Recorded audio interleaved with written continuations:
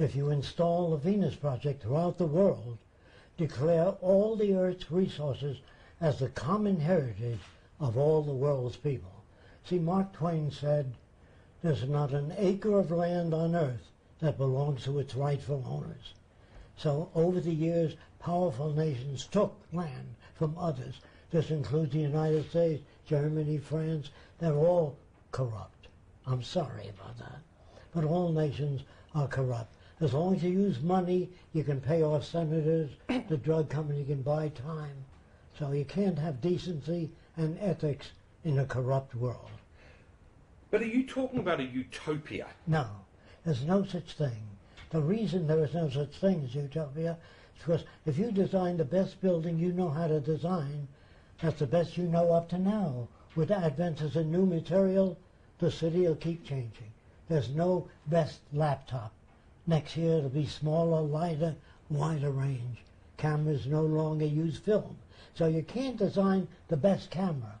You can only design the best that you know of up to now. No utopias, no final frontiers. But for you, your vision of the future... It's always changing. But it's dependent on technology. Yes. Technology and knowledge in all fields. Today, scientists who specialize in optics, another guy rockets, so the nation can use them any way they want to. In the future, people will be educated to be generalists, so no one can use you to make weapons of destruction. But you look at some of your designs, some of your visions for the future, and people say, yeah, look, it's like you might have seen in Popular Mechanics in the 50s. You know, this is what's going to be like in 1999. No, it's nothing like that. Hollywood shows you spaceships and people using laser weapons. They take the same cowboys and Indians and put them in spaceships. That is not the future. That's man's concept of this limited society that doesn't teach you how to think and look ahead. They teach you how to be a cameraman, auto mechanic, chemist, or a structural engineer. They don't give you an overview of society. For people to embrace what you're talking about? Well, it's not my system, really. If we don't live in accordance with the nature of the earth, if we don't live in accordance with the natural resources, we can't live. You can't designate a population of 10 million without doing a study of the resources you have. After you study, we have enough resources to support so many billions of people, and if you exceed that, you're going to have starvation, malnutrition, territorial disputes. If you maintain a population in accordance with the carrying capacity of the earth, no opinions of senators. Politics was great 100 years ago. Today it's all obsolete. But aren't you really? You're talking revolution, because you're saying when society breaks down... Technical revolution. Yeah, but when society breaks down, then they'll want to do it a different way. I'm sorry about that, but it seems that conditions were so abusive in some lands that they put in socialism, communism, whatever, or fascism, that fits the conditions that people live under. None of them are the solution. All governments, all through history, have been corrupt. So in that case, the rise of the Nazis in Germany was perfectly logical. Was logical within their conditioning. In other words, Hitler did not lead Germany that way, but what he spoke of was acceptable to the German people, obviously. He was put there by German big business and industry. And the working man had no voice. He thought he was a communist or socialist. Hitler's system would not have worked even if he won the war. You must know that people look at your concepts. Yes, I have. And with utmost respect, Jacques, they will say, you're a crazy old man. I understand that. This is not unusual. Every move from women's rights to child labor were fought with battles all the time. No new system ever came in smoothly. Even in the army, the cavalry fought the war tanks. When the war tanks came in, they fought the guided missile. Now the guided missile people are fighting lasers from weapons in the sky. Then they have a bomb called the flicker bomb. It's a bright light, goes on and off. It gives you an epileptic seizure. and doesn't destroy the environment. Now they're in control. But there's no limit to what man can do. Man is the dumbest animal. He pollutes the ocean, the air, the rivers, the atmosphere, and people. Man, they put himself on a pedestal, say we're the highest form of life. That's an ego trip. They're not. We're not civilized yet. As long as you have prisons, police, armies, navies, we are not civilized. Until the world learns to live together constructively, that'll be the beginning of the scientific age. We're not there yet. During the time of the Wright brothers, the scientists of the time were writing books as to why man can't fly. And the Wright brothers didn't read those books, so they went right on and built the flying machine. Goddard couldn't speak about rocketry in the scientific fields because he'd be looked at as a quack. So all through history, the scientists of the times were saying how things could not progress. But how do you convince people? I'm going to try to explain that. How do you convince them? First of all, no one has an opinion. See, they bring you up to everyone should have a right to their own opinion. If your sister lived across the way from me and I see 10 guys coming out of her apartments, I can have all kinds of opinions. The most difficult thing for people to say is, I don't know. Do you think a man ever get to the moon? I don't know enough about rockets or the prop. I don't know. But today, when people say, well, if you ask me, not in 1,000 years, I'm not interested in that. What do you know about space travel, machinery, rocketry? Nothing? Then I don't want to hear from you. You progress just like... People just yak on about anything if you give them all a right to their own opinion. In the future, here's the way they'll talk. If they see an airplane without wings in the future, they'll say, how do you propose to live off the ground without wings? Today they say, it'll never fly, it doesn't have wings. They have an opinion about everything, and that's dangerous. That's why nations don't move forward. But you look at you now, I mean, you're touring around, you're talking to people. Yes. What, for the next 7 months you're going to travel the world? Yes. And you're 94 years old? Yes. You haven't got anything better to do? No, not now. I'm afraid of the direction that man is taking. We have bombs now that are like 1,000 times greater than one dropped on Hiroshima. How stupid can you be? What can you accomplish with that? The United States has 300 submarines, and according to the Navy, each one has more destructive power than all the wars in history. What are you going to accomplish with that? A burnt-out radioactive planet? You won the war? What do you win? It's much easier to bring the nations of the world together, not kill those that don't agree with you. Bring them together. If I took every soldier, I would educate them to be problem solvers, not killing machines. If they draft you to serve, put up your life for your country, they should conscript all the war industries so no one makes a buck out of war. Then it's real. You don't have that. What can one man do, though? Talk to other people. If you like what the Venus Project stands for, talk to others. If you do nothing, nothing will happen. I can assure you that. I have no power. Roxanne has no power. It's merely a presentation of a world without war, hunger, poverty, or job loss. It's always been one person who's come up with new ideas, and when other people hear about it, then they work towards it and do what they can to make it happen. But it's usually one person that's come up with different ideas. Do you see him as a genius? Well, no, I see him as somebody who's gone through certain things during his lifetime and arrived at different conclusions. His background was very different. He worked in technology. He was a futurist, but most futurists don't talk about the future in terms of technology. They have wishes and aspirations and hopes and dreams. He can build these things technically. He's worked with drug addicts, alcoholics, changed them. He even joined the Klan. He wanted to see if he could put his ideas to test. He joined the Ku Klux Klan in the United States and changed them within a month and a half, then joined the White Citizens Council and changed them. It's not just coming out of his head saying, I would like a different world. He worked at it and worked at people to change them. You joined the Klan? Ku Klux Klan. Years ago. There was about 32 members. So I joined them by talking. First, the leader said to me, what do you think of the Ku Klux Klan? It's a great idea, but it doesn't go far enough. Then they listen. But if you down it, they don't listen. You understand what I'm saying? You have to learn different people's values and speak in their terms, not your terms. If you speak ahead of the terms of people, they don't know what you're talking about. So in New York, I asked a question, what are the most undeveloped people in the area? I got one consensus. They said the Arabs that live in Atlantic Avenue. I said, what makes you think they're backward? They still believe the earth is flat. So I said, I better try to turn them around, because if I can't turn them around, how am I going to change the world? That's why I joined the Klan, the White Citizens Council. So I called the leader of the Arabs in that area. And I said, I would like to speak with you. He said, you are Arab? That's all he can say. I said, yes, I'm not Arab. So he said, where your father he born? I said, Lebanon.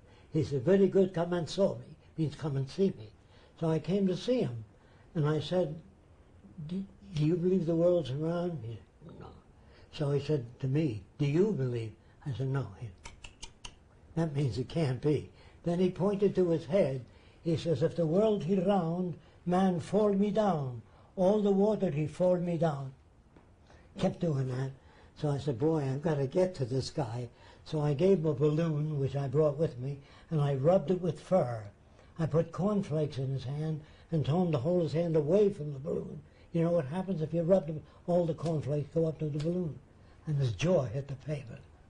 He said, world he magnet air. Ah! And he explained that to all the other Arabs.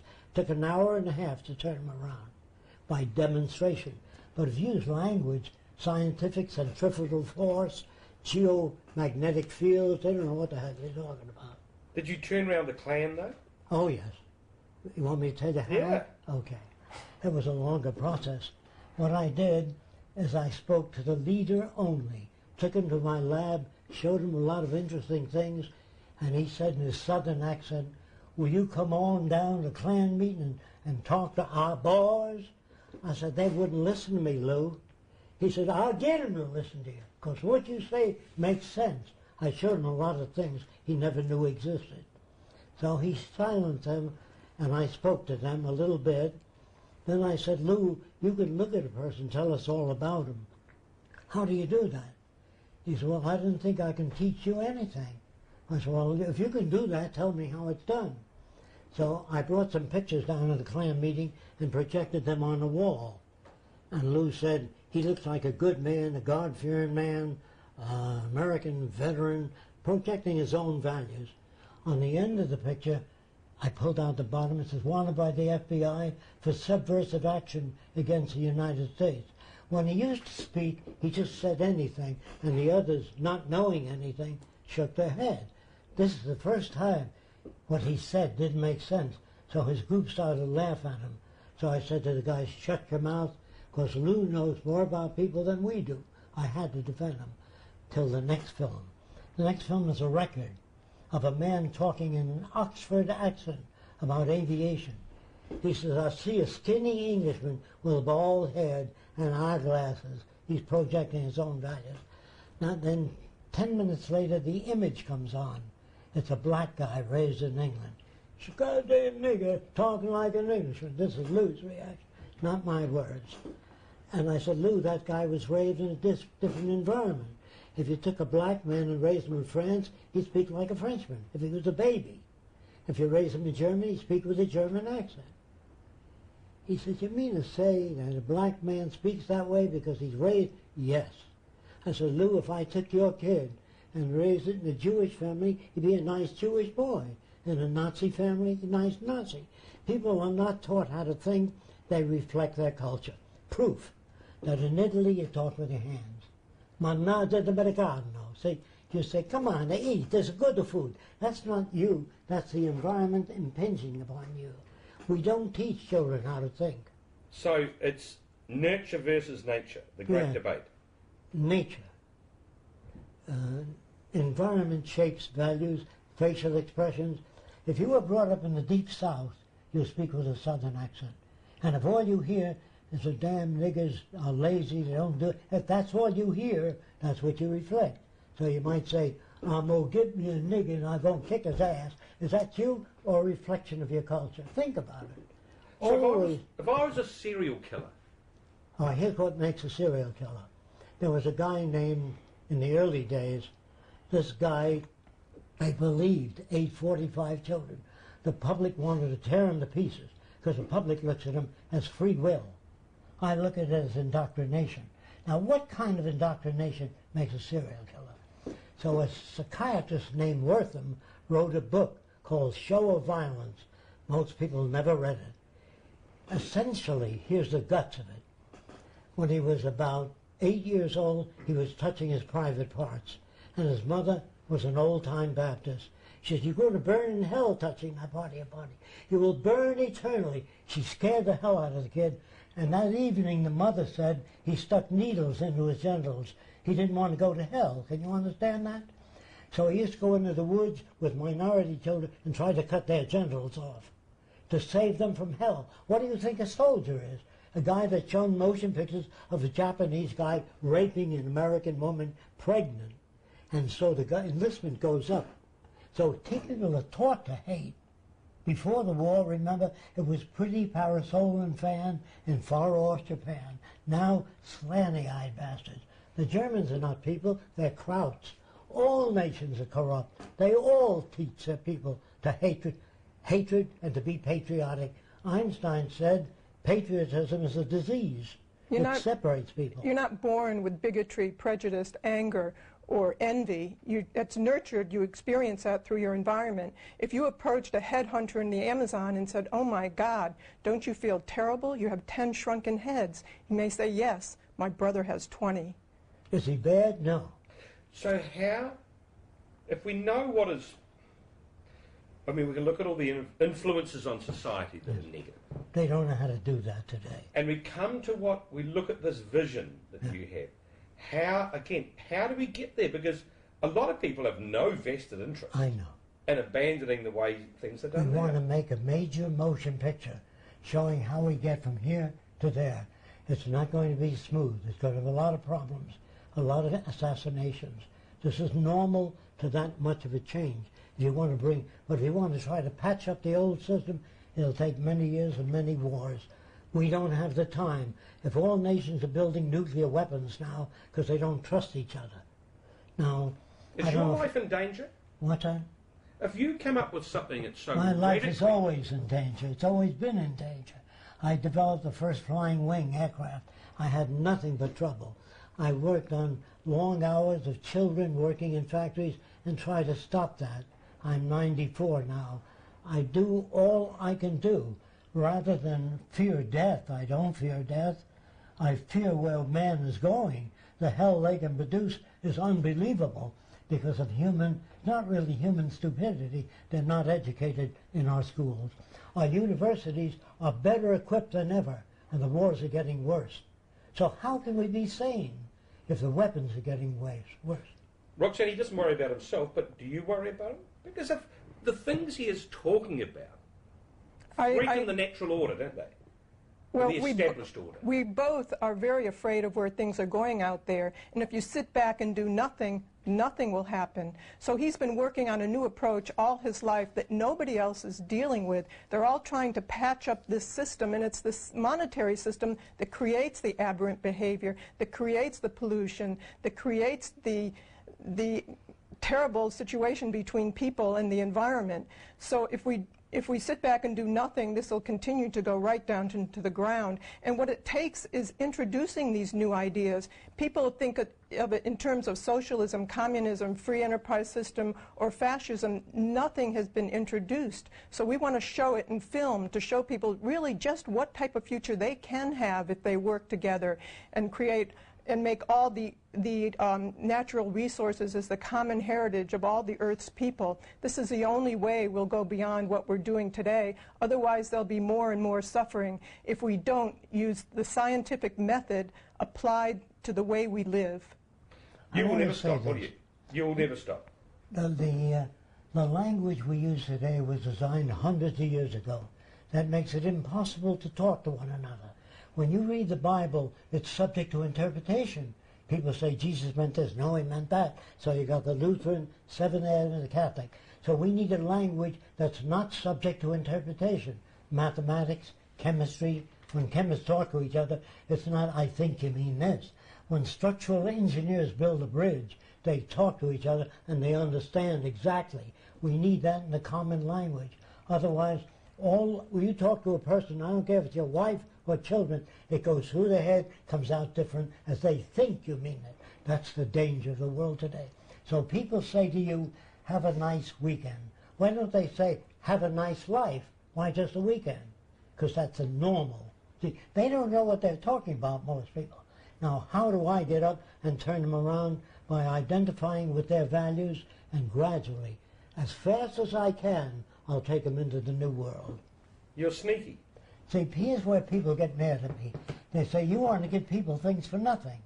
I said, if you're born in America and England and France, you got the airplane, the automobile, the telephone, the electric light. You didn't work on any of that. You got it for nothing. Does it hurt you? No. There's nothing wrong with having people access whatever they need without money. We can turn out volumes of goods today with automation and make it available to everybody. That's the end of most crime. Most crime. Could you ever see yourself stopping thinking, stopping advocating? Well, a brain disease or aging maybe might have a stroke and not be able to do it. That's possible in this world. But in the future I talk about, everyone is cared for, from babies to old age, and no one is in authority. We don't tell people how to live. All the machines do is make goods available, transported. They do not control people. And that's possible? Yes. It was possible in 1927. At the beginning of automation and fabrication. But we're terrified of the machines taking over. That's because they take your job away. See, in the future, when a new machine comes in, we call the help and say, you used to work 8 hours a day, now it's 4. You used to have a week, 2 weeks vacation a year, now it's 6 weeks to be with your family and all. So machines are no longer used to aggrandize the powerful. They can't lay you off. The machines are now operated for the benefit of all humanity. There's no more separate nations with artificial boundaries. If single nations control most of the resources, there's going to be trouble. Has to be, continuously. There'll always be war and rumors of war if you keep it this way. It's only when the earth is declared the common heritage of all the world's people, that's the end of territorial invasion. If you don't understand that, I'm sorry, I give you all the examples you want. I know what makes those trouble. Some people do is say, well, what can I do? Do what you can. If you do nothing, nothing will happen. Everybody that brought liberation to women's rights, black rights, Polish rights, that isn't what you want. All people need the same thing, free access to the necessities of life, otherwise they suffer. Now, what's so difficult about that? It's the movies that make people fearful of technology. They really project the free enterprise system into the future, and all these robots and technology are working against people. Well, that's what they do today. So they are afraid of technology today, with the bombs and the missiles and the war and the technology that displaces people, and they have no purchasing power. But that's not what a resource-based economy would do. They'd use technology for the benefit of people and the environment. All over the world. Finally, how achievable is this? If everything went according to plan... According to Peter Joseph, who started the Zeitgeist movement, he told me 2 months ago that 50 million people now know about the Venus Project and are all working toward it. So I have a whole pile of magazines from all over the world, each one talking about the Venus Project positively. The Zeitgeist movement is the activist arm of the Venus Project. After Peter Joseph did the film Zeitgeist Addendum, it became well known all over the world. And now there are chapters in almost every city in the United States and every country all over the world, and they're working towards these ends. They're talking to people, they're introducing it in their media and their TV in any way that they can. It really depends on what people do to make this come about. We don't want to hurt anybody or kill anybody because we don't look down at anybody. We look at them as victims of culture. It's not their fault.